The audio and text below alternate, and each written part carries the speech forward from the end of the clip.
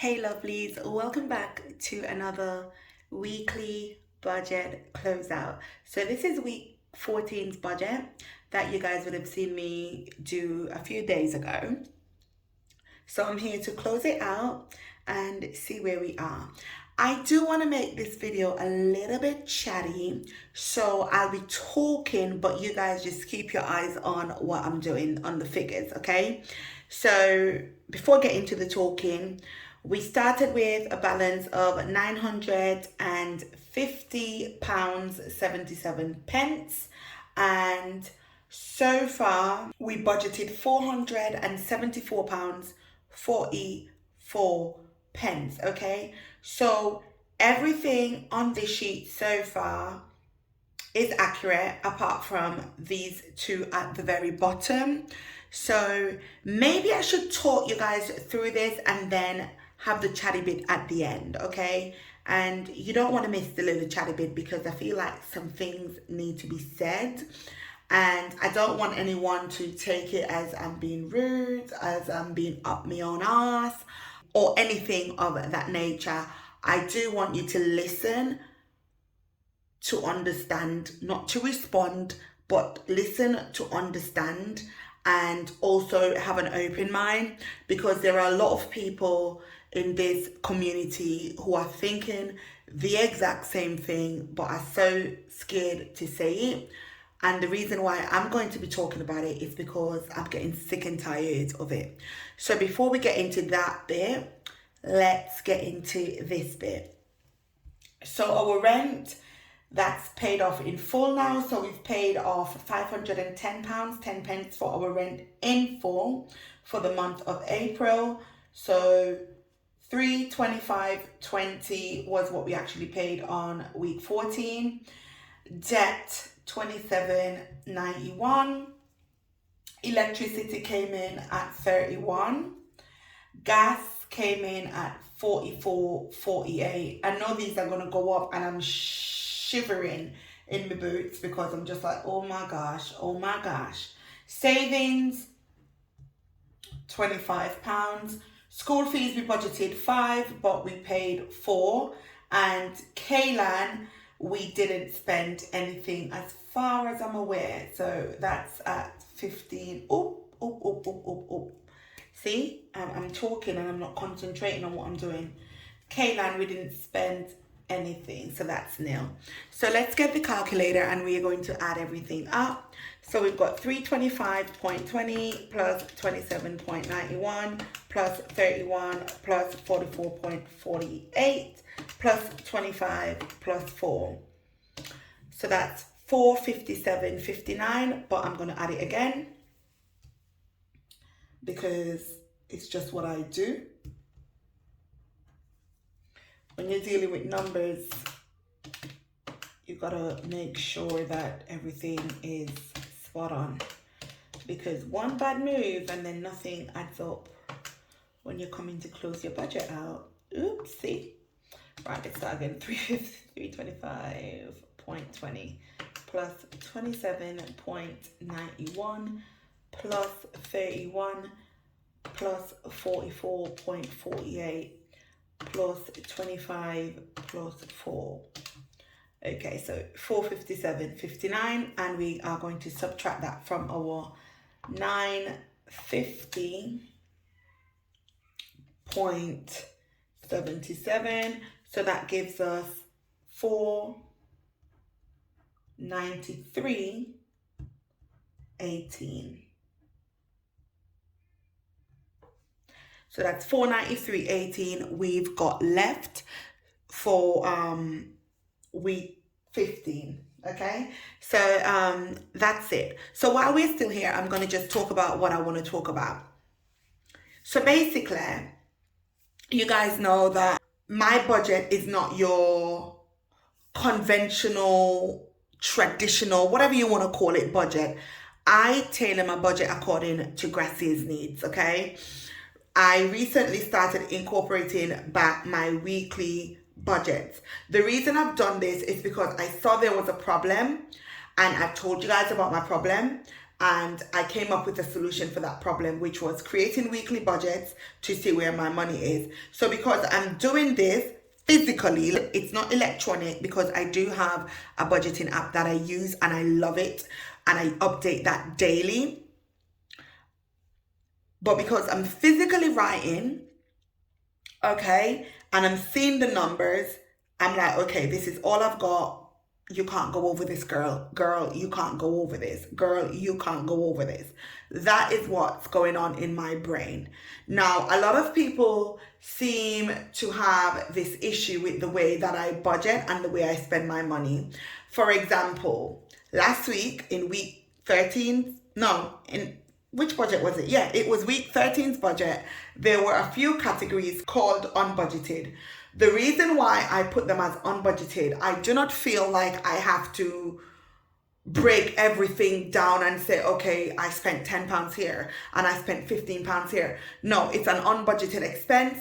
It's been accounted for and it's been applied to the budget. Okay? The way I budget in such a sense, which is odd to people, right? Budgets, you make your budget, you stick to it. That's what most people do. For me, I'm a low income single mom. Things are going to come up. I am working on paying off my debt. So far, we've paid over 10 grand in debt. So let's give ourselves a round of applause. Well done, Gracia. Pat myself on the back. Well done. On a low income, that's very, very, very impressive. I've explained and I've said I am working on paying my debt off because I do want to get into a place where I could save more, have a good deposit, do more, travel, all of that stuff, and create a better life for my son and I. I've said that. That is the reason why I put £400 a month of my income to paying off debt. That is a personal choice. Now, I've been getting people messaging me saying, oh, shameful. Oh, I wouldn't take budgeting advice from you. First of all, I am not giving you budgeting advice. I am sharing my budget with you. I always say, take from it what you need, leave what you don't. Okay? I'm not a financial advisor. Never said I was. And I'm not here giving anybody any advice. If you ask me a question and I've got the answer to it, I will give you the answer. But I also always say, do your own research. People say to me as well, why can't you stick to your budget? It's not about why can't I stick to my budget. It's not about I won't take budgeting advice from you. It's not about, oh, shameful. I've created a system that works for me. I'm going to say this, and some people are going to get irritated by me saying this, but this is the truth. The budgeting community, and any community, as a matter of fact, that's got a huge, huge following of viewers and stuff like that, it can be very toxic. Because I do things different to other people doesn't make my way wrong. My way works for me. How come you don't say, oh, well done on paying that debt off? Do you know that it's easier to congratulate someone than to sit there on your computer, tapping away your little fingers, spreading hate? It's easier to say well done, or if you've got nothing good to say, don't say anything at all. Because you don't understand the way someone does something, or because it's not familiar for you, it doesn't mean that it's the wrong way. I had to fix my car. Okay, right now I can't drive. So my sister has my car. My sister has to travel from where she lives, right, to come and pick my son up in the morning to school, take him to school, and bring him home as well, and then go back home. It's a lot. So I'm not going to have my family driving around in a car that's got issues. So I did have a car bill. Right? There was a car bill. It was unexpected, but it needed to be fixed because of the severity of it. It needed to be repaired. Now, should I have just rode around, let my sister drive around a car that could have taken them off the road, or, endanger another vehicle or vehicles or pedestrian just for the sake of sticking to my budget? No, I'm not going to do that. I'm not going to let anybody create murder, vehicular manslaughter, because we're being, oh, I've got to stick to my budget. Your budget is your budget, right? Yes, you're supposed to stick to it, but your budget should have enough leeway or wiggle room that you could adjust things. Now, when I created April's budget, I did say to you guys, I am not sure if I'm going to get my full salary because I've been off ill now since the 18th of February, right? The last day I worked at my job was the 17th. That was a Thursday. That's when I started to feel ill. And I went to the hospital on the Friday and I had life-saving surgery. And I have to say it because that's my story. On the Sunday, which was my birthday, the 20th of February. Okay? A lot happened. And I'm not going to sit and come and talk to you guys and be fake and be a liar and say, oh, you know, my budget's been perfect. Yes, it's all zero based. Oh, yes, I did this and I did that. No. In my head, how I work my budget, I don't budget for things, money I don't have. I don't ever budget for money I don't have. Absolutely not. It's ludicrous to me. Even if someone says to me, and it's written, you're going to get £1,000, I'm not budgeting it. Until that money hits my account, that's when I put it into the budget. So back to what I was saying about April's budget. So I wasn't sure what my salary would have been. Even when I went onto the intranet, the company's intranet, and I did my research and I saw, okay, this is what it is. It said, if you've been with the company for a year, you will get 1 month's pay and then the second month would be half. So I calculated March as my second month, technically, well, April, sorry, as my second month, technically, because that's what it was. But I was still able to get my full pay, I guess, because of how HR works it all out and payroll. I don't know. I don't work in the company's payroll system, so I managed to get my full pay, but I wasn't expecting it. But I created my budget at a reduced rate.